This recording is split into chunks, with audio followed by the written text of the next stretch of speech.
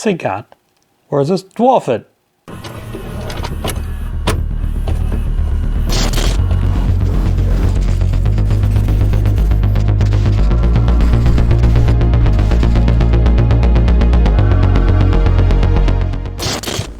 Or orange, whatever you like.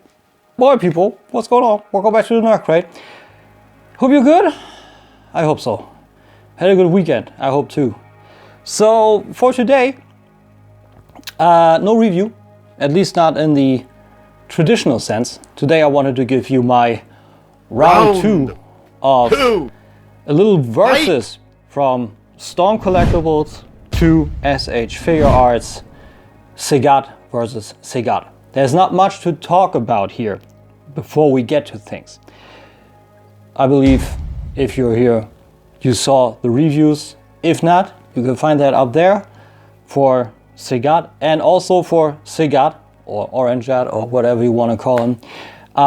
Anyway, what I wanted to give you was a fair comparison and also that I speak from the heart, what I think works better and what I think works worse. Which, quite frankly, the SH Figurarts gives me a hard time with. But that's not the position to do this, you know. A little add-on I want to give you. During my review of SH Figurarts Sagat, I unjustly so said that this leg is trash and it doesn't come down straight. As you can see here, the leg comes down straight. The thing is, it was out like this. There is a joint in here that is this blue ball pack port for the hip.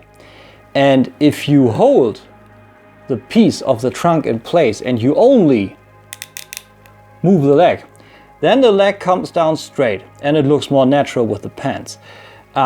Maybe I oversaw that in the instructions. I need to check back on that.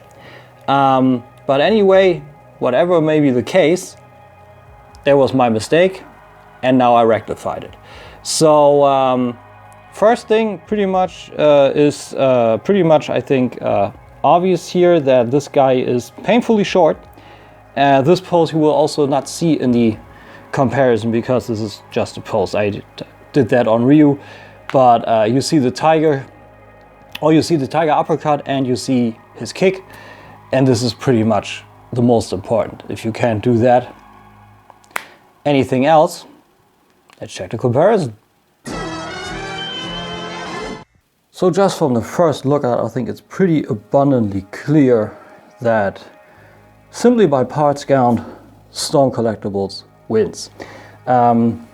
Overall, they have the same kind of orientation with what they want to give customers. Storm Collectibles and Bandai, that is. Meaning they want to give you backgrounds, they want to give you effect pieces, and they want to give you exchangeable hands and hats. Well, to say body parts, but that comes out a little bit wrong, I think. And different heights for the effects. I would say different than my original comparison of Ryu versus Ryu. We do my review approach just with a comparison. Meaning we start off real quick with the paper pieces, which are the backgrounds. Street Fighter V, of course, has crisper graphics, so you have a daytime, current generation graphic of the actual Muay Thai stage, not as a full piece as Storm Collectibles does it, but as two folded pieces that give one picture. Storm Collectibles then gives you this full picture, which is also folded, but folded not to be assembled essentially, but to give you a pixelated form of this, Street Fighter 2 of course, and to fit the box. So those are these folds, and I think I like this better due to the colors, but I like this better due to the graphics. So I would say they're about even. We're not going to do a score. I'm just going to show you, and that's good and fair.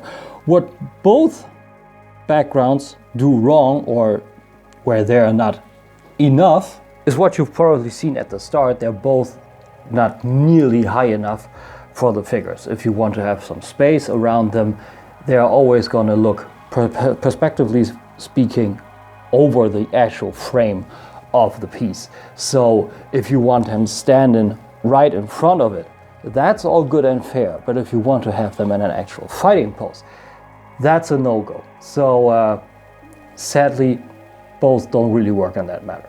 Moving on though with the hand is of course already the parts count. 2 on SH Figurarts, 6 on Storm Collectibles side. And I think what's also clear is that the styling is way more pronounced on Storm Collectibles. Let's just make it clear on these tiger hands. So both are sculpted roughly in the same shape, but SH Figurarts, I think, in my opinion, it just looks bad. We have weird dark color orange on the fingers at the tip for the fingernails, I don't know why, and the bandages just have this little bit of a gray, I don't know, cloud kind of painting over it. It just looks weird. Maybe I said that during the review already. If you haven't seen it, you saw it at the start where you can watch it. And the Storm Collectibles one just looks way better. We have pronounced fingernails, we have pronounced wrinkles, we have the bandages that even have dirt on them, dirt in the creases between the bandages. It continues below with the SH Figurarts, of course, too. But the problem is just that there's no color. So you gotta have the shading, the light actually throwing the shade for you there. And I think on a figure like this, which has a high price point, I think some color goes a long way. So this is pretty much the whole outlook for the whole hands. And what's working well though for both is, I wanted to think about some more I can say about the sculpting, but I don't think there's any more. So I would say let's just go to attachment. The SH Figurarts features a ball pack that is hard plastic onto hard plastic, which works for both ways. It's excellent tolerance, excellently tolerant. It really works all the time. No breakage there whatsoever. It's a great job. And the Storm Collectibles does it the way I prefer it, but if it's that wet tolerance on the SH Figurarts, I think they're about even. We have hard plastic on the arm and soft plastic on the hands. Sometimes there's some paint chipping, sometimes it gets a little loose, but overall it works extremely well and gives you a little bit of tolerance, so you can even fold the hand in a little bit. Same on the SH Figurarts. So essentially they do essentially is pretty much wrong. They do it differently, but they get the same result. I think nothing else matters more. I think the heads are the department where it really gets criminal. Just that you know, both are around the same kind of price segment, all somewhere around the 90 to 100 euros, or if you're speaking dollar segment. So I think Storm Collectibles just gives you way more bang for your buck, especially if you look at the styling. Let's just take the simple head on both here. It's the super weird color on that SH Figurarts Sagat again, and it's just super plain overall, the whole head. It's just, that scar is painted but so damn pronounced. The eye has the black shade, same as on the Storm Collectibles. But overall, it just looks really comically, which is weird thinking about the Street Fighter V was the more realistically looking game. When we then look at the Storm Collectibles, we just see the lips are painted, the eyes have white shade with, there's even, I don't know if you can see it, there seems to be even a white pupil in there, a wider pupil in there. And the shade of the color of the skin is just, looks a little bit more healthy, let's call it healthy. So lips with a line in between the eye patches, sculpted on both are looking fine, but I just think the Storm Collectibles is just, it looks way more healthy. And of course you then have also all these variants in there with the beaten face sculpt and the laughing face sculpt. So I don't know, man. I think to me it's pretty clear, but I just wanna show you the differences so you know what you work with when you're thinking about, okay, what do I want to get? I want to go into Street Fighter, but do I go SH Figurarts or do I go Storm Collectibles? Anyway, on the attachment, again, both work similar with a ball joint inside a, well, SH Figurarts has an extra kind of inlay and it works again. It works perfectly. It goes in there almost seamless. You know, you just push and it's on there, and you get a good range. So that works all good and fair. The Storm Collectibles works essentially the same way. We have a ball peg and you have this inlay. The inlay though is the whole inside of the head, and it sits in there very flush, good on there. It's a little bit like what I always like to call the small brother of Hot Toys. So it lies on there very naturally. You have a little gap, but I think on these both shades, if you look at this, I think the Storm Collectibles just destroys the SH Figurarts, because you just see here all the gaps on the neck, on the shoulder, on the collarbone and everything. And the Storm Collectibles, you just have a cut here, but this is all seamless and muscle with a soft rubber outing, so or outlining. So I think, yeah, I think for some people this achieves more what you want. For others even this, but this is the direct comparison what you have here, and I think the gapage on this is pretty severe. The effect piece is also quite clear in the truest form of speaking. We have the Storm Collectibles one, which is clear red into orange, and that's about it. It seems to be, well, I believe it is painted. We see scratches here, but it's not actually clear, like fully clear and then painted. I don't know what it is. It's kind of a coating. I think it works well for an effect piece. The SH Figurarts looks way cooler though. The problem though is the paint chipping here.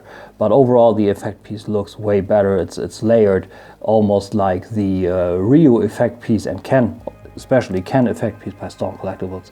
And I like the white tip at the hottest. So I think this one actually destroys the Storm Collectibles, but this one is also modeled after Street Fighter V, so meaning it is way more realistic and actually like a fireball. So that works though. But yeah, I think that destroys this one, but I think that's a seldom thing. I think what I don't need to show you is how to attach it to the fireball, because you can get all the missing information out of the reviews for both. They are both attached via pack into the ball, into the fireball, and then into the base. So what we then got here is different options to attach them. The Storm Collectibles has overall 5 attachment points in the base and 6 different translucent stand pieces to achieve different heights for the fireball, while SH Figurarts give you 1 base with 1 pegging in option and 2 heights. I don't know, depending on whatever you want to have Storm Collectibles Sagat do, and you can even do him like a sniping fireball lying on the ground if that tickles your fancy. But I think both of them give them different options for height in the effects, and I think that's all that matters. It's the options to show you a little love for the fan, you know. That, I believe that's at least my opinion. So having all these accessories out of the way, we come down to the figures, and I believe this picture speaks for itself. This Sagat is clearly molded classic, but a little bit more brutish. Also wonder what's going on with that.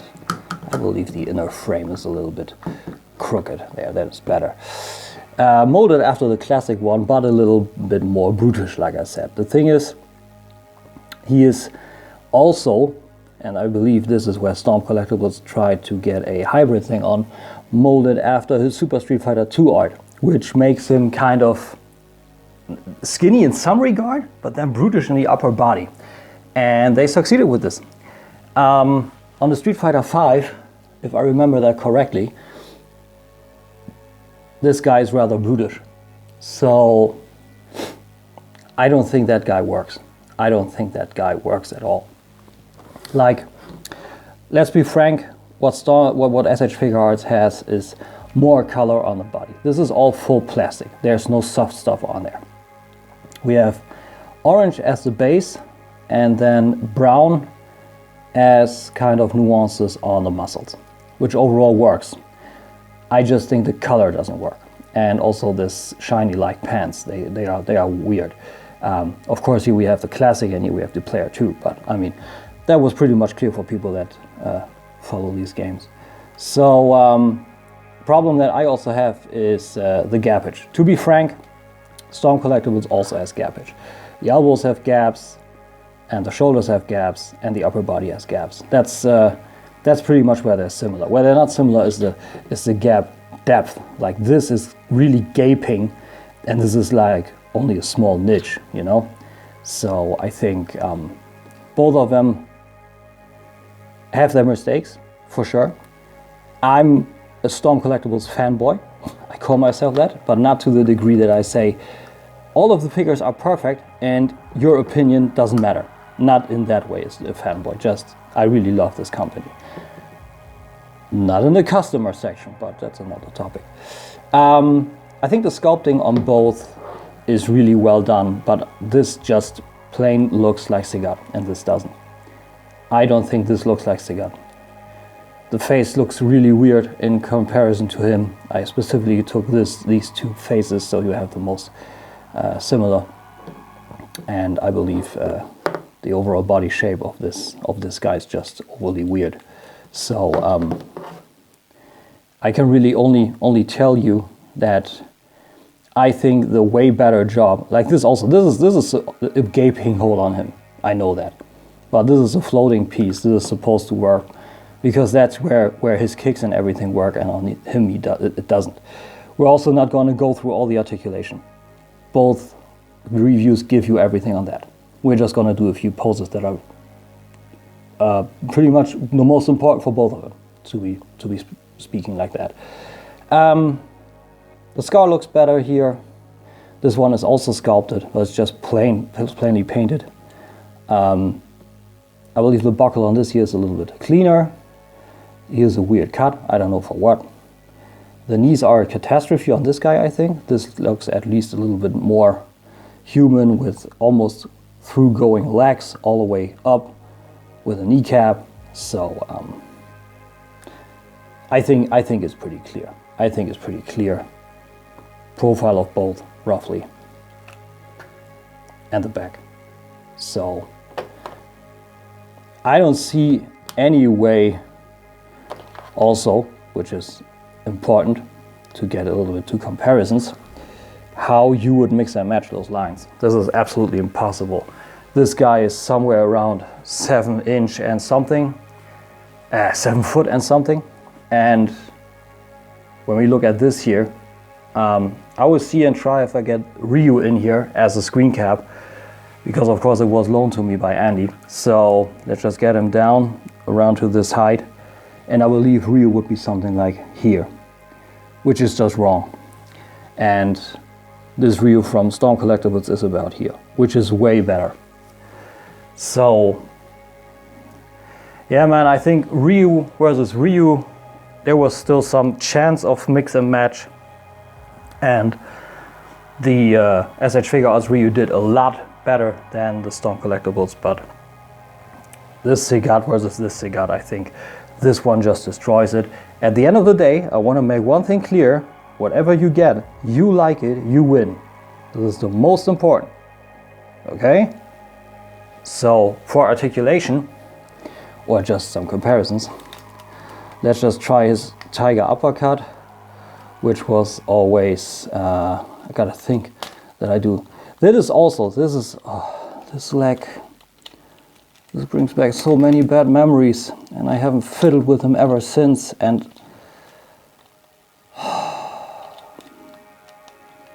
this killed this figure for me. So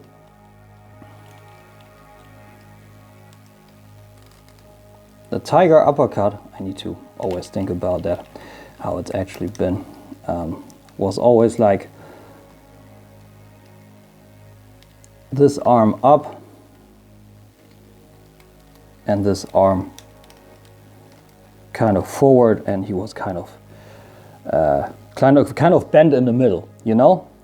So this is that. If you don't have a stand, there's just no way to make it look good that he's really standing it. You would need to really bend him over, and I also tried the kick. We're gonna get to that. The first thing I tried with this guy was to see if I can get him kind of standing in the tiger uppercut. Given the knee is limited, what I said, you find it in the review, but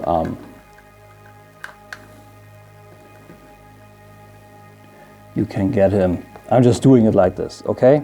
But the Storm Collectibles, and that is just the thing, you rotate the leg, you adjust the toe tilt, and then you balance him a little bit. See, I'm almost already there.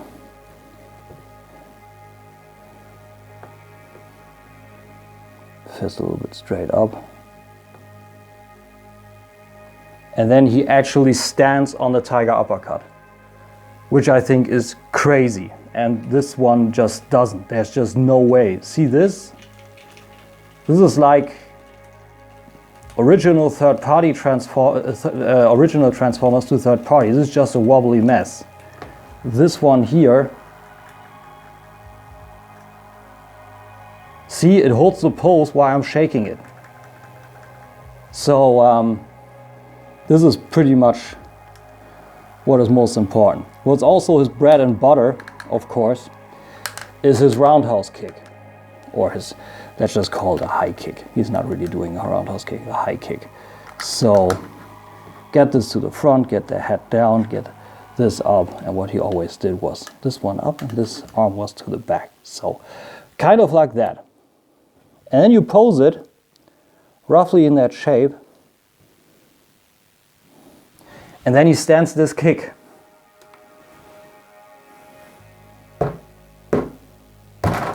See, now he falls, but we needed 3 tries to fall him over. So I think if everything else is a thing of taste, this is a thing of fact.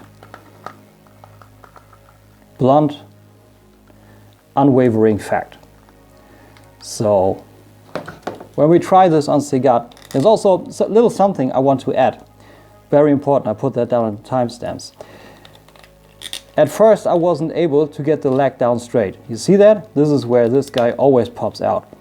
What's weird is there's this extra joint inside the leg here. If I haven't shown you at the start of the video, you see now.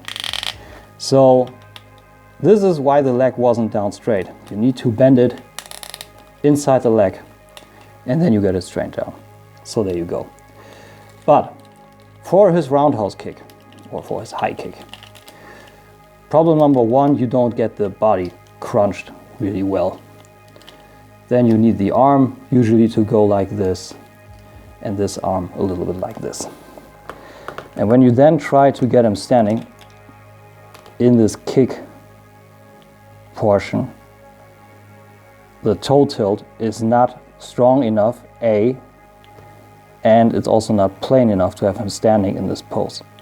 I tried my darndest to have him standing in this. It's not possible. So actual bread and butter on this guy, his kick. I'm really trying here, you know?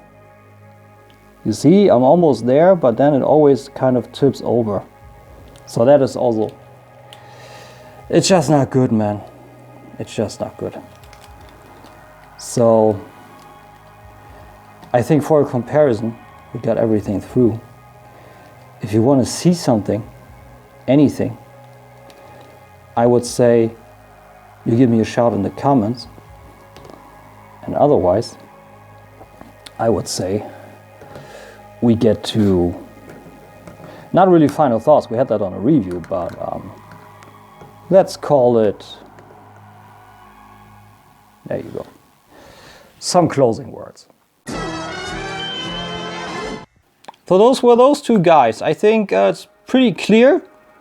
To me, at least, it is. You know, it's my opinion. But your opinion is, if you like him, you win, and if you like him, you win also. And if you take both because you want to mix and match or different displays, that's all good and fair. You know, if you want that, if you like it, you win.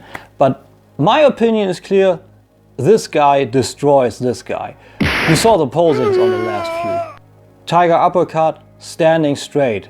Kick, standing straight. This guy just wobbles around in the hand.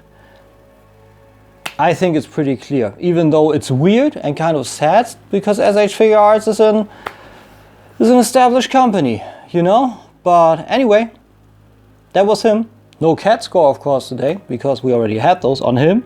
Not him, that was pre-cat score. But anyway, I hope you enjoyed. I hope you had a great weekend, and I hope to see you next week. Next week with something cool. TT Hongley Red Falcon. I got that loaned by Dr. Prime. So see you guys on there, and otherwise, have a great week. Tune into Voice of Count. Be good, be well. Bye bye.